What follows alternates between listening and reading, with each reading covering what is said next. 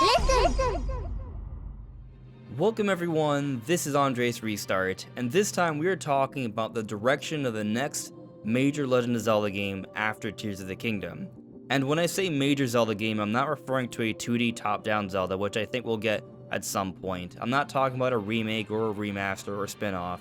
I'm talking about a proper follow-up to Tears of the Kingdom, another large, open-world, open-air Zelda game. I think we have more hinting at the direction of the next major Zelda game than what a lot of us may realize, so that's what I would like to talk about today. But before going forward, let me point out that we are aiming to hit 50,000 subscribers by the end of the year. So if you do enjoy my content, please subscribe and hit the notification bell. With your help, it just might be possible. So firstly, let me say that we already know that Fujibayashi and the Zelda team are already hard at work on the next game. Fujibayashi is already on the record for saying he has some ideas for the next big Zelda game, and their goal is to make the next Zelda game even more enjoyable than Tears of the Kingdom. What even more enjoyable actually means? Well, there's a lot of different ways we can interpret that, but I think in general, it's relatively safe to say that the Zelda team is always aiming for bigger and better. They're always trying to one-up their prior effort. But regardless of what kind of effort there ends up being for a next Zelda game, one thing I feel confident in saying is that this Zelda game is not going to be a direct sequel to Tears of the Kingdom. I don't think Breath of the Wild and Tears of the Kingdom are going to form a trilogy. I think Breath of the Wild and Tears of the Kingdom were meant for the Switch era, and now that we are transitioning over to the next generation, by the time the next big game comes, it will just be about Switch 2. That's what the game will be made for. It will be a new era of Zelda. And without spoiling anything, the way Tears of the Kingdom ends, there aren't any clear cliffhangers. It's not like how Breath of the Wild ended, where there is definitely a lot of implications for more. They've already indicated on multiple occasions that there won't be any DLC for Tears of the Kingdom. At least currently there are no plans. So I just think we're at a point where we are done with this version of Hyrule. Is it possible that we could still get these same versions of Link and Zelda and some of the other cast, but be placed in a different world? Yes, it's possible, but I wouldn't say it's likely. Typically, when we move on to another era of Zelda, another big Zelda game, they use an entirely different cast, it's an entirely different part of the timeline, sometimes an entirely different universe or parallel world, and it has a vastly different art style. I think that's most likely how things are going to shake out for a next Zelda game. So I don't really think the story is going to carry over to next generation of Zelda. However, I do think the improvements we saw from Breath of the Wild to Tears of the Kingdom in terms of how they told the story, how there is both a story happening in the past and the current time, and how there was more of an antagonist to interact with, and also a lot more side adventures and characters with their own unique narratives, I think they will build on that. I think similar to maybe Elder Scrolls with this new side adventure mechanic, we could see more side adventures and perhaps a bit more extensive, so maybe we could spend more time exploring the open world, enjoying these different quests as opposed to just focusing on the main quest. I think it would further fuel this open exploration we've seen with the open air format. But with the next Zelda game being on new hardware, that does give us somewhat of an understanding for what we can expect. So what I'm getting at here is that reportedly, there was a tech demo of Breath of the Wild showcasing Switch 2 abilities at Gamescom recently. And this tech demo was playing and running Breath of the Wild at 4K, 60 frames per second, without load times. They were able to boot from the start menu to the actual game instantly. They just shaved out 30 seconds like nothing. So some of you may be saying, okay, well, sure, yes, it's gonna be more powerful. There will be better graphics in the next Zelda game. That's not a big deal. There's more to it than that. Obviously, yes, a more powerful system gives us better visuals, but also with more powerful hardware means less technical limitations and more things that can be accomplished. Nintendo didn't make Breath of the Wild until they could. They've wanted to make an open-air Zelda game for a long time, but it wasn't until the Wii U that it was possible. And with Tears of the Kingdom, they upped the ante even further, expanding on what you could do with the world. All the things you can do into the sky, the seamless transition from the skies to down below in the depths. But even with Tears of the Kingdom, some limitations were apparent. For example, while you can dive straight down seamlessly, if you decide to go back up the same way, you will see some halting. Once you enter those giant holes on the surface that lead you to the depths, if you try to go back up them, the game does not run properly for a little bit.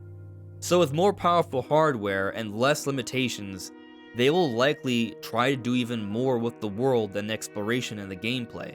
They will do even crazier things. As crazy and amazing as the world looks and appears in Tears of the Kingdom, they will likely do even more with the next Zelda game, which is exciting. But it still goes even beyond that. With load times being greatly reduced to basically nothing, not only does this mean that there won't be any load times when we boot up the game or when we fast travel, but it has applications to the actual gameplay itself. So when you're exploring an open world, there are objects and creatures and things being popped into the world, and if you're paying attention, you'll notice them pop up not so naturally. But with improved load times, pop-in can be greatly reduced. If the Switch 2 can stream and load in the game more quickly and naturally, by a significant margin, we're not going to see all of those little issues that we see with other open world games on Switch. The blurry textures that we see from just a few feet ahead of us, but as we get closer they sharpen up, that will be far less noticeable. But another big point to make from this tech demo is it running at 60 frames per second.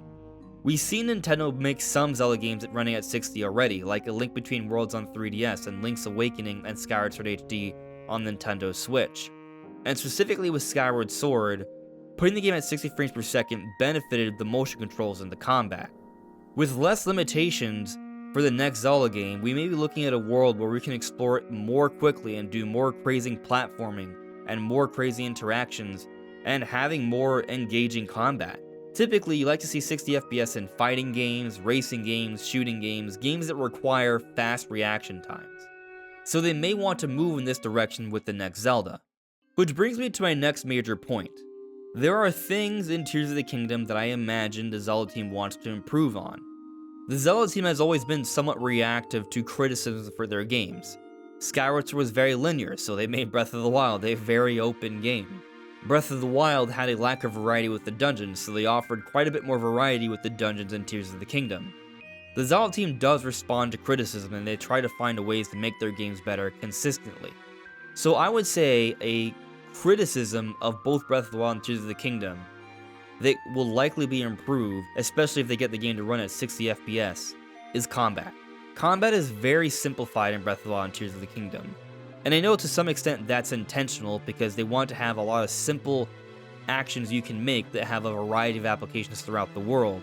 But the combat when it comes to using your sword and things of that nature is arguably more simplistic than what we've seen in prior Zelda games, especially Twilight Princess. And while when you account for all the different other things you can do with the physics and the environment, combat is definitely overall deeper, there's definitely room for improvement here. So I do have great optimism the next Zelda game will have improved combat.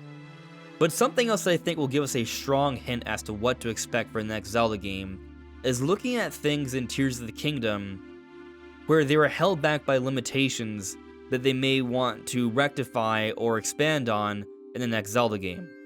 So for example, there were hardly any caves. When you were exploring throughout the terrain, a common question that would pop up is like, why aren't there any caves? I know I thought that a lot playing Breath of the Wild. So what did they do in Tears of the Kingdom? They added hundreds of cave systems and an entire world to explore under that, the depths. So playing through Tears of the Kingdom, is there anything like that comes to mind that you kind of wonder, why isn't this here, or why can't we do that? If the reason why had somewhat to do with technical limitations, I think there's a great chance they'll do something about that, and something that comes to mind to me is underwater exploration. I think considering everything they did in the skies and the depths, and also having water feel like a natural barrier at times, it just didn't make sense to focus on underwater exploration. But I also think it was somewhat of a limitation. I can see this being expanded upon with the next Zelda game, and not just with going underwater, but just with exploring even on the surface. There are certain points in the map where you try to explore and it says you can't go any further. And obviously, unless they make a randomly generated world, there have to be an eventual boundary of some kind. Unless they make it like a giant sphere that you can explore endlessly. It would make sense to do something about that boundary to some extent. I think in the southern part of Hyrule, when you're exploring the shoreline and you see the water and you try to take your boat and you can only go like a few feet out and it says you can't go any further, so you can't really explore too much with your raft or boat on that part of the world. That's a bit of a problem. So I personally expect that the exploration in the world will be expanded in some ways, and they may even rethink how they handle boundaries so it feels a bit more natural and doesn't take too much from your immersion, which I think is very important. And ultimately, what I expect from this Zelda game is that they're going to continue to build and work on something that's even better. Breath of the Wild lacked a fair bit of variety. Tears of the Kingdom expanded on that. I think they will continue to move in this direction. And any sort of limitations that were holding them back from certain ideas, I think they will definitely try and see if they can come up with a fun way to incorporate new gameplay now they can surpass certain limitations on newer hardware. And I also think with the amount we've explored this version of Hyrule, that they're going to do something dramatically different. And we're going to be exploring a world that feels unknown and exotic, which I think will excite a lot of fans. If there is a major criticism I have for Tears of the Kingdom, which I do truly love and I'm still playing today even, it's that there's a little bit of a lack of that unknown, that mystery that inspired that desire to continue to explore, because it's still the same world with a lot of changes, which is nice, but definitely a whole new world will excite an even larger part of the fan base. And that's what I think we can make of the direction of the next major Zelda after Tears of the Kingdom from what we know so far. Is there anything I missed, or do you have any other ideas? Let me know in the comments below. This is Andres Restart. Thank you so much for listening and watching, and I'll see you all really soon. Take care. Bye.